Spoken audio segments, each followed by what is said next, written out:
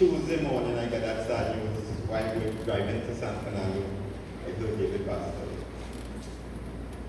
It was a little tough. It was a little tough, but to God be the glory.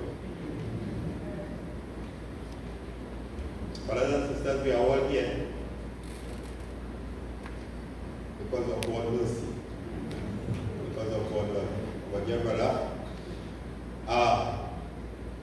soldier in the army of God have passed. Myself and David share one thing in common. We love nature. We love the bush. So we'll always tread the bush. Together we'll tread the bush. And David will always give me one great advice. He always tell me that time is wrapping up soon. Brother, time is wrapping up soon. Get yourself to God. Time is wrapping up soon. Time is wrapping up soon. David was a very outspoken person. If David had to tell you, you hear white, you hear white. He was very outspoken, direct. Always encouraging you with good words. He will always tell you good things. I never see him angry over that 25 years. Never. Not one day, not one moment. He was simple, he was kind, he was cool. But what I love about David the most, hardworking. Boy, I thought I was hardworking, but that boy, David was hardworking. Always doing something, always doing some kind of thing. So brothers and sisters, I just want to tell you what we want.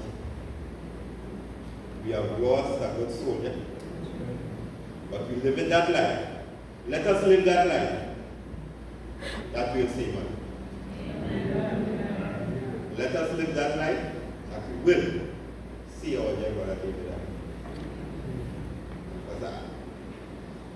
The little tough on me, as I said, I'll miss him greatly. I'll miss him. Because we always together, you know, I'll always go and look for him.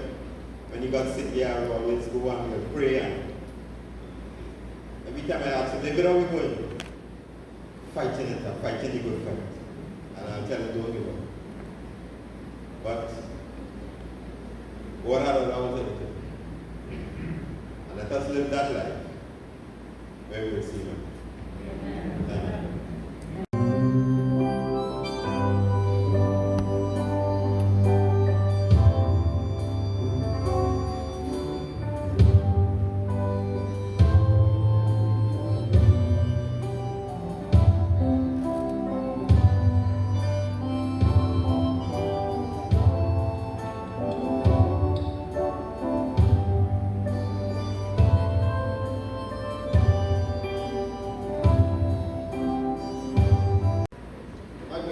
Tribute to you. David Felmin was more than a brother in law. He was like a brother. And I believe not until 10 o'clock in the night to come and bring my brother, my friend, David Felmin, to AV. 10 o'clock in the night when I used to work then, I woke up to the 10. And I would bring him down to the AV. And sometimes he'll tell me, hello, I want to go back up. And I will take him back up. We were closer than friends. We were like brothers. Friday he called me. And he told me he wanted to come to, he wasn't overstayed, he wants to come to AV. I was in Rio Claro.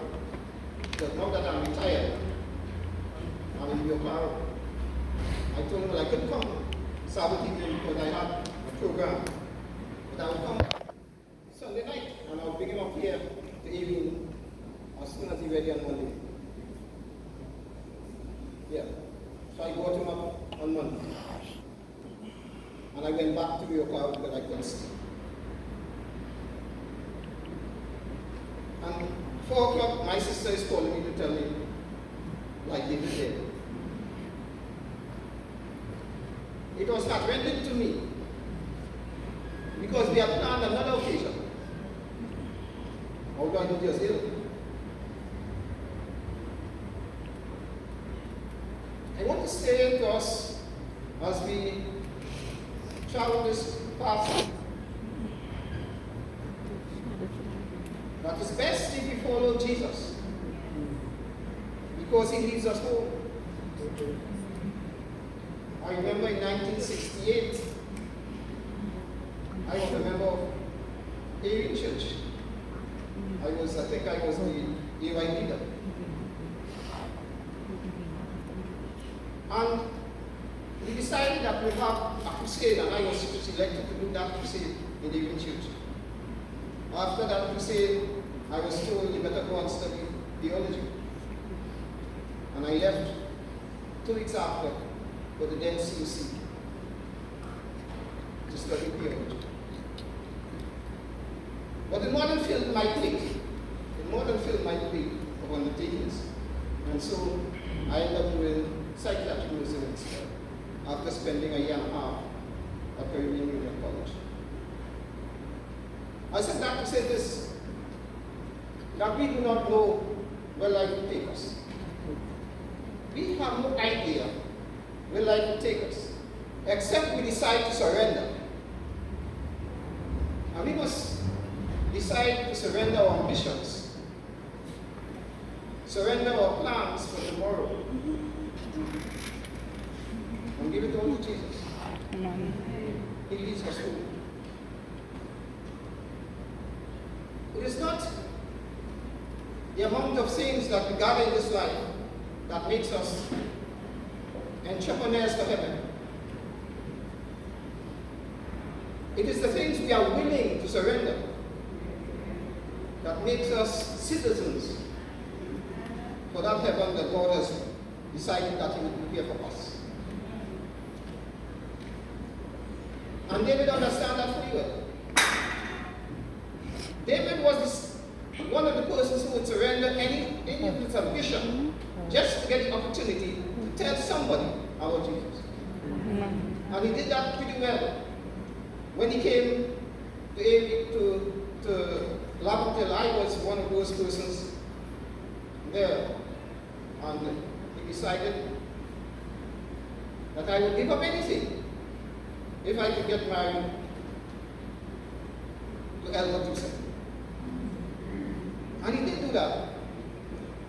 And so he gave up living in Amy to live in Laventille and to help us on our mission to spread the everlasting gospel with all its vibes.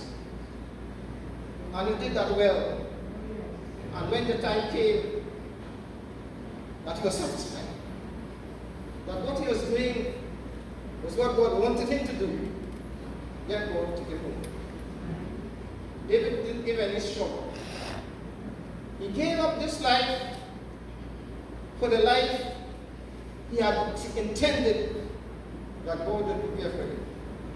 And he gave it up without any struggle. I said I brought him up on Monday.